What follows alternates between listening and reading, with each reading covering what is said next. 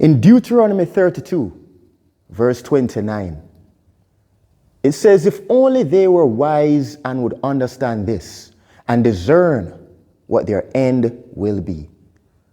As you lift and strengthen your shoulders through the Powell Raise exercise, lift your gaze to eternity. May wisdom from God guide your decisions, and may you discern the path that leads to life in Jesus Christ. So strengthen your faith, just as you strengthen your muscles, and remember that your eternal end is secured through Him. I'm Roman Hunter. Welcome. Today we're going to be talking about the Side Lying Powell Raise exercise. So the Side Lying Powell Raise exercise is actually horizontal shoulder abduction. This is actually horizontal shoulder abduction done in the side lying position. And this exercise targets primarily the rhomboids group of muscles, as well as the rotator cuff and the scapular stabilizers, all right, and the posterior delts. It's a really good exercise for the shoulder, especially for persons who have, shoulder issues. If you have shoulder impingement, if it is that you have previous rotator cuff injuries or rotator cuff tears, this exercise is a wonderful exercise for you. If it is that you have a predisposing medical condition pertaining to your shoulder, an injury of some sort, then I would strongly advise you to seek medical advice and counsel from the physiotherapist first before performing this exercise. Okay? Now, this exercise can be done anywhere. It can be done at home. It can be done in the gym. It can be done in the park. You don't need a bench like this. It can be lying on the floor. It can lie on a mat. It can lie on a bed. It can lie on a couch. It can anywhere, wherever you have space and room to lie on your side. All right? Now, this exercise for all ages. Anybody can do it. It doesn't really matter. It's a really simple exercise to do. And all you need to do is lie on your side. So what I have here is a dumbbell. You can use a cable pulley machine if you're in a gym or at home and you have a cable crossover machine. You can put the pulley system all the way down to the lower level, the lowest level, and you can use the cable and perform the same exercise that I was just doing a while ago.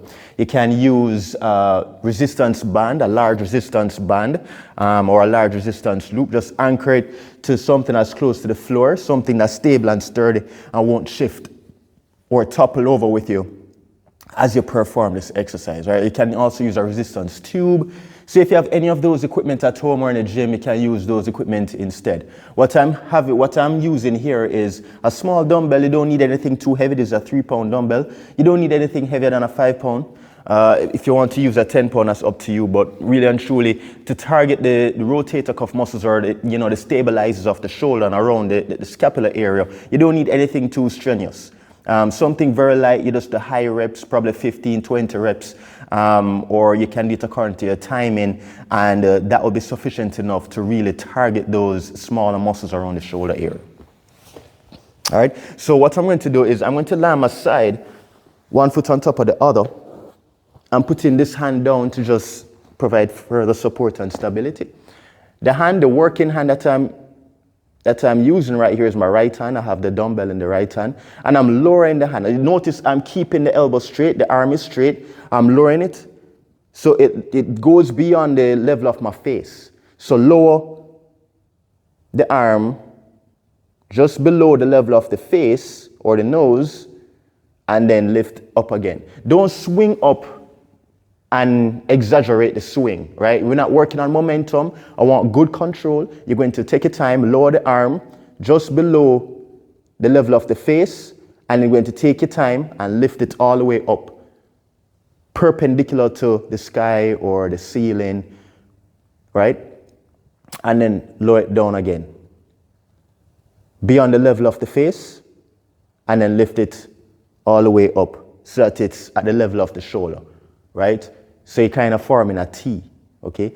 You don't have to swing it all the way back like that. If it is that you're balancing on a bench, you're practicing on a bench, you don't want to fall off, okay? You don't want to be using momentum and swinging it. You don't want to be bending your elbows like that. Keep the elbow straight, keep the whole entire arm straight, and all you're doing is lifting from the shoulder.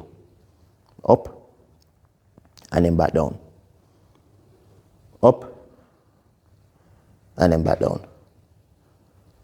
Up, and then back down. All right, I'm going to show you how it looks from in front, and then back down.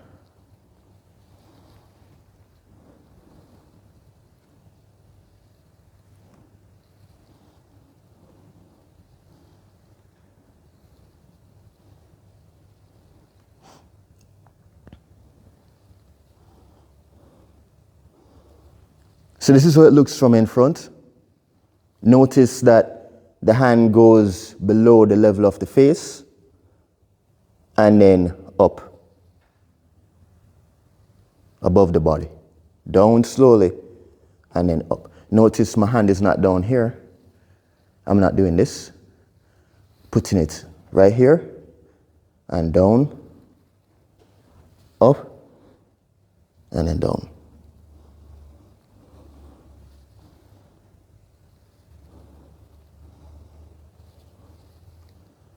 Try and keep your head in a neutral position. Try not to, just protect the neck. You'll be in this position for a while, so you may feel a burning sensation in your neck as you try to stabilize the head. You can do a couple of sets, a couple of reps of this exercise. You're going to be feeling a burning sensation in your shoulder, and that's totally normal. It's a really wonderful exercise to work the shoulder, all right? To work the shoulder. Posterior delts, you're going to work the rhomboids, major and minor. You're going to work the mid fibers of the traps. You're going to be working the rotator cuff muscles. It's a good exercise for the shoulder and for the stabilizers of the scapula as well, right? So remember to like and subscribe to my YouTube channel. I'm Roman Hunter. Have a wonderful day. Blessings.